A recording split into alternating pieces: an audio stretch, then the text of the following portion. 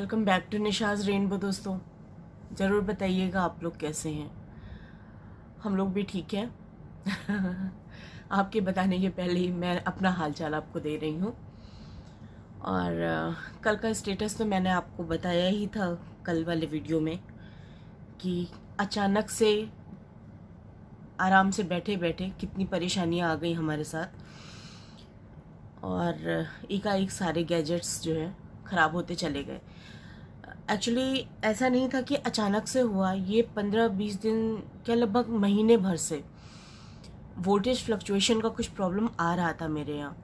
और मैंने इलेक्ट्रिशियन को कई बार बुलाया, वो आकर एक बार देख कर भी गया। फिर मैम नेक्स्ट टाइम आएंगे, और उन लोग को याद दिलाते रहो यार। थोड़ा सा ये है सोसाइटीज़ में प्रॉब्लम, जो मुझे लगता है कि इतना ध्यान नहीं देते हैं ये लोग।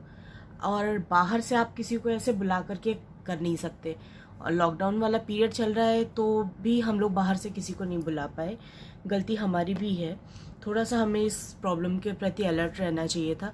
अगर आपके यहाँ भी दोस्तों बिजली का ये लाइट का फ्लक्चुएशन का कोई भी प्रॉब्लम हो, जैसे होता है कि कभी सडनली फ्लक्चुएशन आप समझते ही हैं, कभी वोल्टेज बढ़ जाता है कभी घट जाता है, तो ये वाली चीज़ और उसका जो नुकसान हुआ वो हमें बहुत ज़्यादा हुआ। वो हमें दूसरे दिन जब एक एक चीज़ का बिल देना पड़ा ना, तब समझ में आया।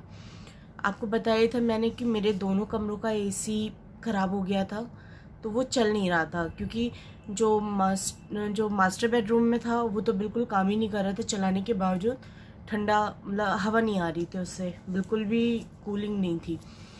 तो हम लोग को लगा कि पता नहीं क्या दिक्कत है, लेकिन आज सुबह ही आ गए थे हम। मैं तो सो ही रही थी, हस्बैंड उठ करके गए। तो अर्बन क्लैप वालों को मैंने अपने छोटे भाई से कल ही बोल दिया था कि भाई बुला देना यार, क्योंकि ऑनलाइन वाले प्रोसेस मेरे बहुत कुछ वही कर देता है, तो मैं उस पर बहुत डिपेंडेंट हूँ।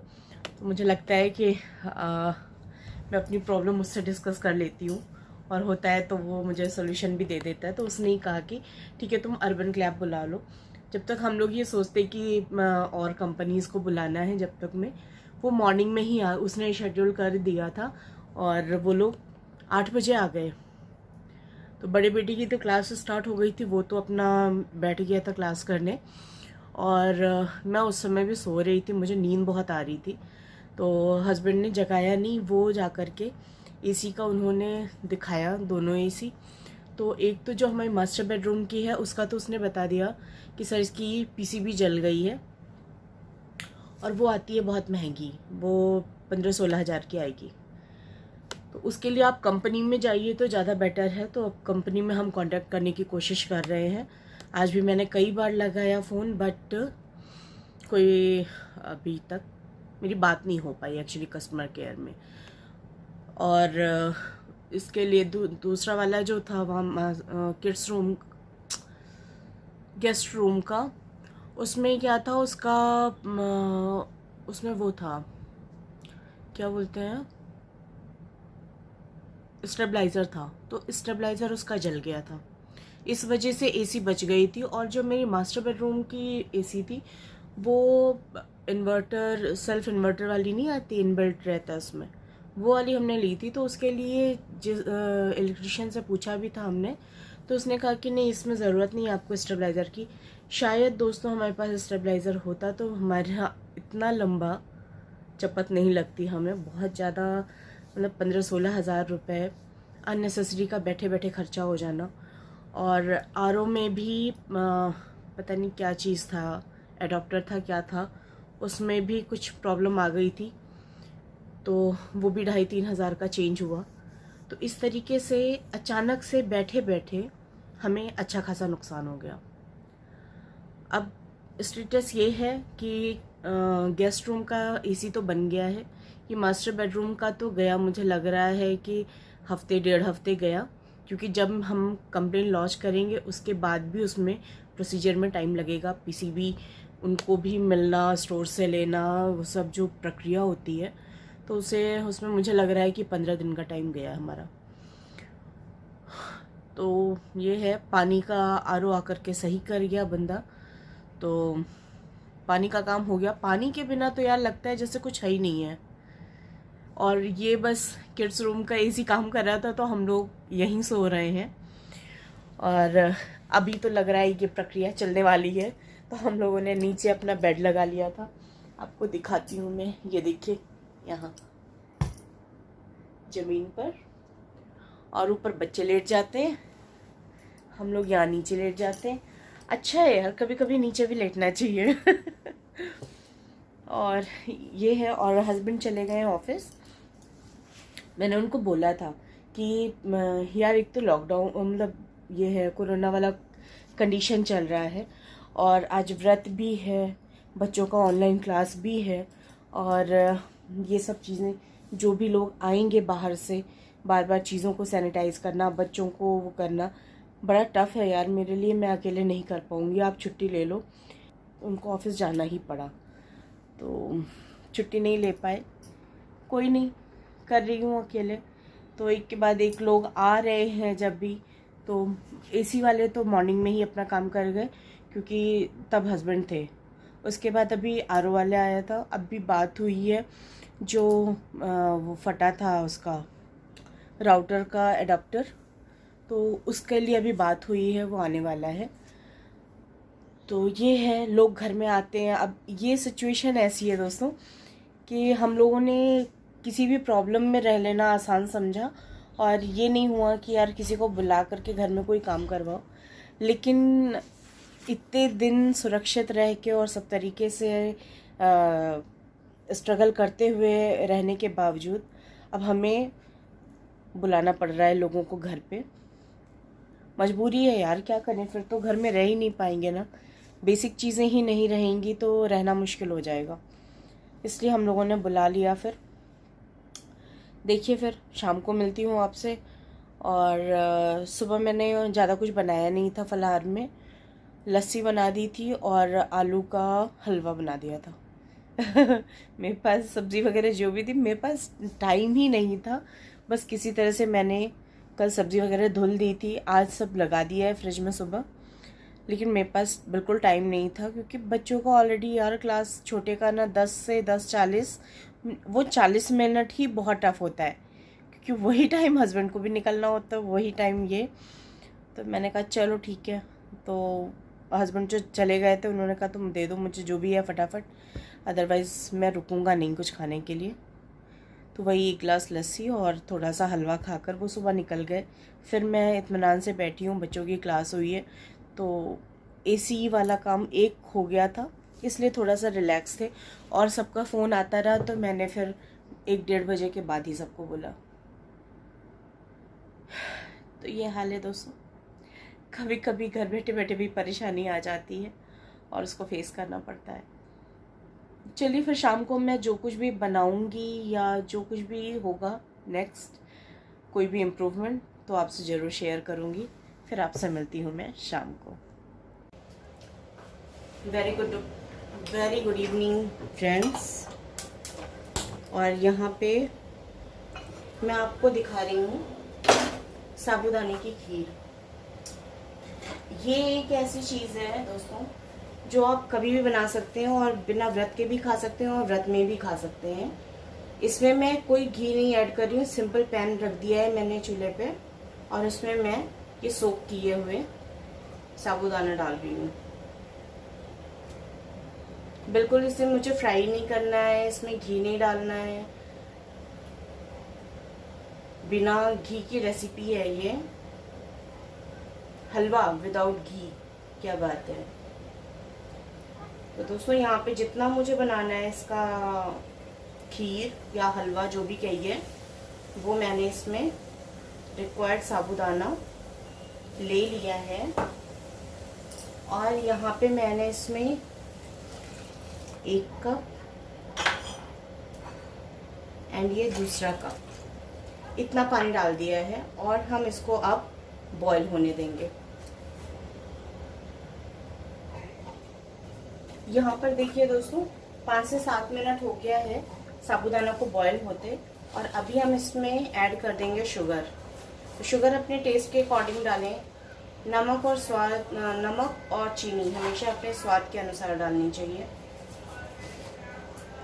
मेरा हो गया ये बहुत ना मीठा चाहिए ना बहुत हल्का चाहिए, क्योंकि इसमें स्टार्च ज़्यादा होता है तो इसमें शुगर थोड़ी सी ज़्यादा लगती है, अदरवाइज फिर आपको इसका टेस्ट नहीं आएगा। तो ये बस बनने वाली है। इसमें बॉयल आने के बाद हम दूध ऐड करेंगे। आप देख सकते हैं कितने ट्रांसपेरेंट इसके दाने हैं, बिल्कुल दिखते नहीं है ना। तो ये इस तरीके से है। और इसके बाद मैं साबूदाने की एक नई रेसिपी आपके साथ शेयर करने जा रही हूँ, जो कि व्रत में बनती है। आप बना सकते हैं। एक्चुअली मैंने तो नहीं देखी है, पहले मेरे दिमाग में आइडिया आया तो मैं आज इसको लेकर ट्राई करने बैठी हूँ और देखती हूँ कि मेरा ट्रायल कितना सफल रहता है। तो वो भी मैं आपके साथ शेयर करूँगी। इसको मैं ऐसे ही बॉईल होने दूँगी और बाद में इसमें इलायची पाउडर, दूध वो ऐड करूँगी। तो थोड़ी देर हम शुगर को मेल्ट होने देते हैं। दोस्तों इधर साइड में मैंने चाय चढ़ा दी है और इधर अब ये साबूदाना हमारा अच्छे से बॉईल हो गया है और मैं इसमें डालूंगी दूध।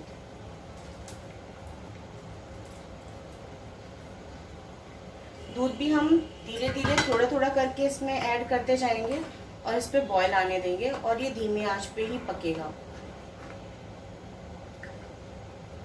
ये देखिए,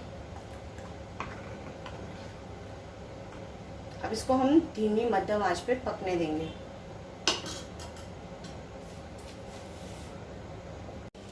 दोस्तों यहाँ पे देखिए, आज मैं आलू बॉईल नहीं कर पाई थी तो मैंने ऐसे काट के इसको फ्राई कर दिया और लोहे की कढ़ाई में, तो इसका कलर भी बहुत अच्छा आ गया है।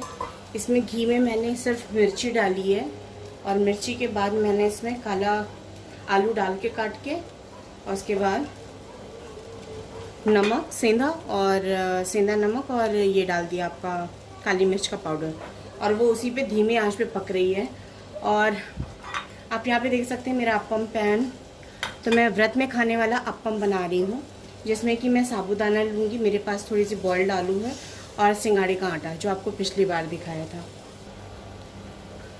फ्रेंड्स यहाँ पर देखिए, मैंने इसकी बॉल्स बनाकर इस पर डाल दिया है अपने अप्पम मेकर में, और इसमें बहुत हल्का सा देसी घी डाला है। तो पिछली बार आपने देखा था, पिछले हफ्ते मैंने आपको साबूदाने की कचौरियाँ दिखाई थी और इस बार साबूदाने का अप्पम दिखा रही हूँ। और इसको हम धीरे धीरे धीमी आंच पे ही पलट कर थोड़ी देर इसको कवर कर देंगे। मेरे पास का कवर नहीं है तो मैंने प्लेट यूज़ कर ली है। फिर आपको दिखाती हूँ मैं कैसा बनाएंगे। यहाँ पर देखिए, मैंने ये बॉल्स बनाकर रख लिए हैं। यहाँ पर देखिए दोस्तों, ये एक साइड से हो गया है और मैं इसको पलटूंगी दूसरी साइड में। ओ माय गॉड, कुछ ज़्यादा ही बड़े मैंने बना दिए हैं इसको। तो मुझे लग रहा था जब मैं बना रही थी तब भी। आप थोड़े से छोटे ही बनाइएगा।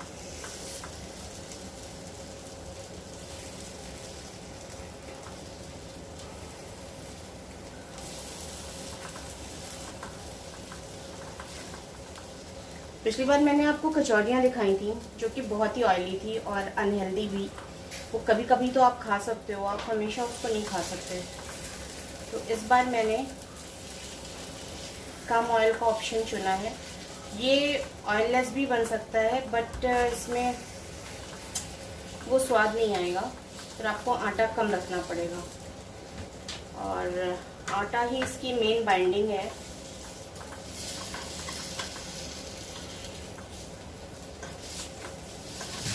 एक्सपेरिमेंट ही है ये, मैं फर्स्ट टाइम ही बना रही हूँ इसको। और देखिए, मैंने यहाँ पे सबको पलट दिया है और इसको फिर से मैं कवर कर दूंगी। हीट मीडियम रखिएगा, नहीं तो अंदर से ये कच्चे रह जाएंगे और बाहर से पक जाएंगे, मतलब ओवर हो जाएंगे।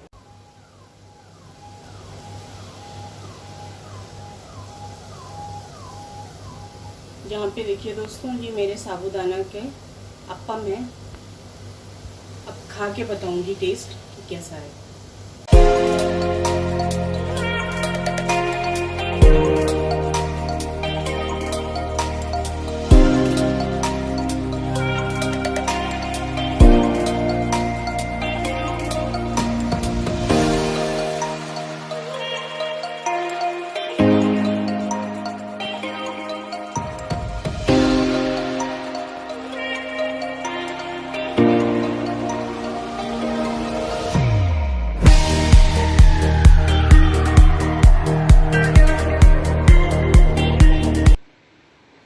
बताइएगा। अभी मैं सारा काम अपना ख़त्म करके आ गई हूँ। आज का व्लॉग मेरा आपको कैसा लगा, और जो मैंने आपके साथ अप्पम की रेसिपी शेयर की है वो फलाहारी अप्पम है, तो आप उसको बना सकते हैं अपने फलाहार वाले आइटम में। और पिछले हफ्ते मैंने आपको दिखाई थी कचौरी सिंघाड़े की और साबूदाने की, तो उसमें ऑयल बहुत ज़्यादा होता है, लेकिन इसमें ऑयल बहुत कम होता है। वैसे देसी घी, सॉरी, व्रत में तो हम लोग देसी घी यूज़ करते हैं, तो वही यूज़ किया है मैंने। तो आप चाहें तो इसको इवनिंग स्नैक्स में भी बना सकते हैं, ब्रेकफास्ट में भी बना सकते हैं, और व्रत हो तो व्रत के लिए तो बेस्ट पार्ट है। तो ज़रूर ट्राई करिएगा और फिर मेरे साथ ज़रूर शेयर करिएगा कि आपको कैसा लगा। मैंने भी इसको कहीं देखा नहीं था, कहीं खाया नहीं था, फ़र्स्ट टाइम मैंने खुद से ही ट्राई किया इसको, तो बहुत अच्छा लगा। और बच्चों ने और हस्बैंड ने 100/100 दिया, सबको बहुत पसंद आया। तो आप ज़रूर बनाइएगा, ज़रूर ट्राई करिएगा। और इसके साथ में ग्रीन चटनी बनाना बिल्कुल मत भूलिएगा, क्योंकि उसके साथ इसका स्वाद सातवें आसमान पे चला जाता है। तो आपको करना क्या है, फटाफट लाइक करना है, कमेंट करना है, शेयर करना है अपनी फैमिली और फ्रेंड्स में। और अगर अब तक मेरे चैनल को सब्सक्राइब नहीं किया है दोस्तों, तो इसको फटाफट सब्सक्राइब कर लीजिए। इसके साथ छोटा सा बेल आइकन आता है, उसके साथ आप ऑल नोटिफिकेशन वाला प्रेस करेंगे तो आपको मेरी आने वाली सभी वीडियोस का नोटिफिकेशन आएगा, और आप पहले व्यूअर बन सकते हैं मेरा व्लॉग देखने वाले। तो इसके साथ ही अपना ध्यान रखिए, अपने परिवार का ध्यान रखिए, कोरोना से खुद को सुरक्षित रखिए, और स्वस्थ रहिए, सकारात्मक रहिए और सुरक्षित रहिए। स्वदेशी का प्रयोग करिए। शुभ रात्रि दोस्तों, फिर मिलती हूँ आपसे नेक्स्ट व्लॉग में। Till then, bye bye.